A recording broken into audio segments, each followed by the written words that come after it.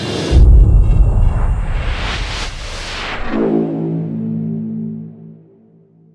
am Emmanuel from ISA, Secretary of District 12. I am here to thank to you to come to this day, both from important companies and also from smaller companies, experts about this important topic like cybersecurity. So let's just have some points about ISA organization. It's International Society of Automation. It has got an headquarters in the US, and it's, let's say, make nets with companies, professionals that are interested in the world of automation and instrumentation. So like organization, it is very good for us to have events like this. And especially ISA Italy section try very much to make more international events. For example, this day of cybersecurity will be repeated next week in Mioge, Russia. So this organization is composed about 40,000 subscribers and 70,000 active members. We also are searching for some people, some companies that are interested to form an ISA Germany section. So I'm going to present, the title is Cyber Attack Continuum, Prevent, Detect and Respond. So the focus will be on end users who in the IACS control system world have to defend and protect against cybersecurity. So this slide I used actually 6 years ago, and when I was doing my PowerPoint, I realized this is so much still valid today. This is what John Chambers, the CEO of Cisco, said at Davos in 2012 when the cybersecurity topic made it the top list at Davos of the top topics. And I think that's only one thing that has changed. So there are two types of companies, those who have been hacked and those who don't yet know they have been hacked. I think 2018, there's much more who know they have been hacked these days. So I'd like to spend a bit of time on cybersecurity myth in the control system area. These are the main ones that came to mind. There's certainly many others, but let me address some of them. So cyber threats are not real in the control system industry. Well, there's a study done by researchers who use tools like Google, the search engine, as well as other specialized search engines, such as, everybody heard of Shodan? Ring the bell to anybody here? Census or FireEye, so they are like, if you haven't seen them, they are search engine crawling the net for SCADA systems that are connected to the internet. And this study found out there's more than 175,000 control systems connected to the internet. So you could literally, from any browser connect to them. What I'm talking about is about the Microsoft cybersecurity strategy in the current age of cloud transformation. So every customer has a cloud strategy, cloud-first strategy.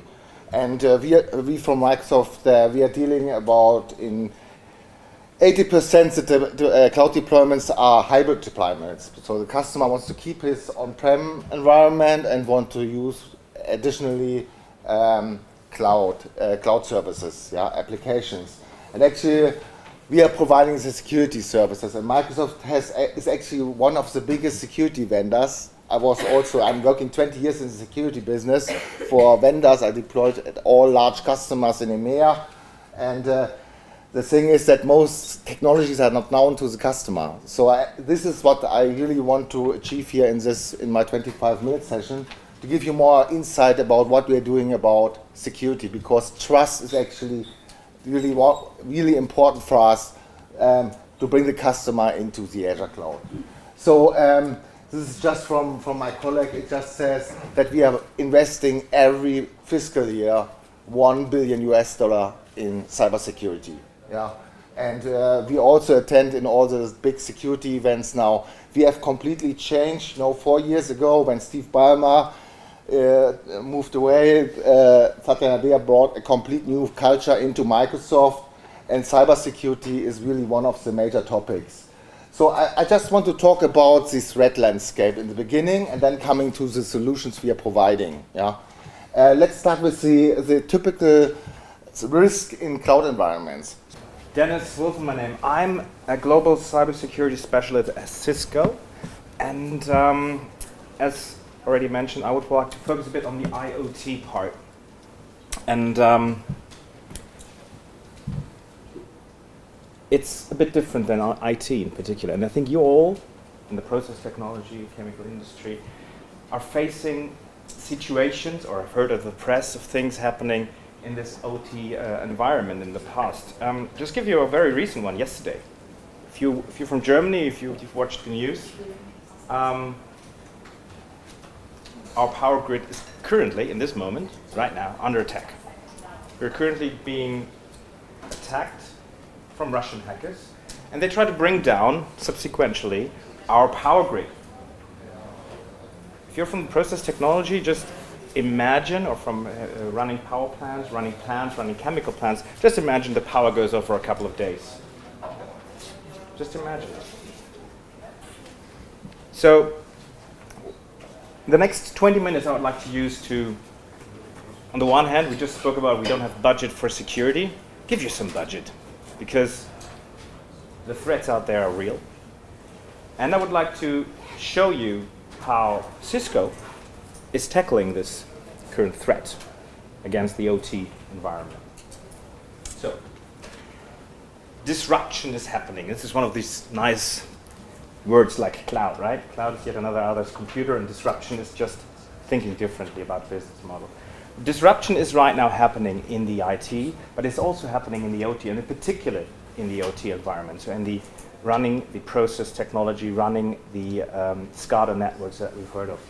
And why is that happening? Because business models are changing. In case you have not yet heard of Panduit so far before, that may have been. Our origin actually is by the company name around panel conduit. So our origin is sort of on the OT space, but since the mid-80s, again talking physical I guess, the point is really we've been extensively evolving ourselves into the data center space. So the opportunity is really how can we really help building this technology bridge. There's a lot of convergence discussions between IT and OT.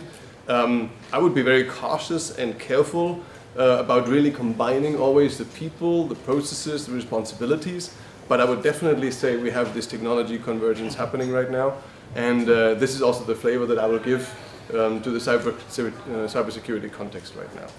Right? So again, you hold in your hand the first level of defense. To me, the opportunity around RJ45 is obviously you can connect everything to the network.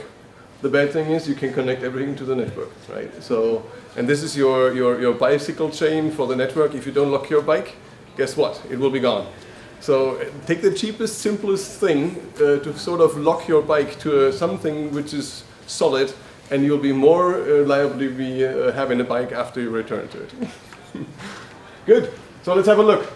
Why are those industrial networks important nowadays? Obviously, we have the point, that's where everything communicates around on. This is directly showing and making transparent if productivity is going down, right? Somebody is blaming the network and pointing the finger there. Guess what? We directly have an impact on the so-called OEE. And they get very visible, right?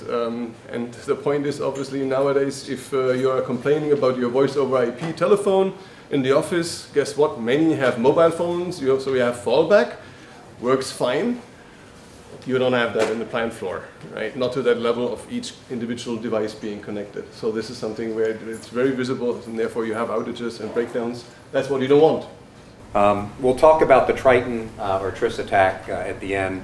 and we've talked about some of the warnings. So that's what we learned. You know, these group of actors, some of them are absolutely targeting plants because there's economic warfare that can go on. Some of the state actors are targeting the electric grid and electric utilities because they're, you know, prepping the battlefield, you know, you know, for future. You know, they're getting in and figuring out a lot about those networks. So there's been repeated warnings. But we used to have, the hardest question for me to answer if a plant manager said to me, hey, you know, why should I care? You know, who's going to attack little old me, you know, at plant X? The answer is they may not be targeting you, but can still impact you these days. That's what we learned in the last year. So let's talk about where to start and what things could be helpful from a technological standpoint in cyber. And then I'm going to flip to some of the anomaly detection capabilities. So, you know, all of these things are kind of capabilities in the technical arsenal of a cybersecurity thing. So I'm going to jump into visibility and monitoring in quite a bit of detail, but we'll come back to that. And that can also help some other areas. Secure remote access, why particularly in the plant? If you take a look at the attacks that have happened, and I'll use one case study as the Russian attacks on the Ukrainian grid. If you do look back at the 2015 attack, they attacked the grid around Christmas time because they were messing with the Ukrainians. It wasn't just, they were practicing their craft and messing with the Ukrainians at the same time. They did it 2015 and again in 2016. If you look at the analysis from the 2015 attack, they used pedestrian methods. They didn't do some really elaborate get into the IT network, traverse through the IT network, across the firewall into the grid part of the network, the SCADA DCS part of the network. They instead of hacking the IT network, they sent phishing emails, found VPN credentials when, you know, in some of the, you know, plant guys, the operator guys, and logged in, you know, to the OT network.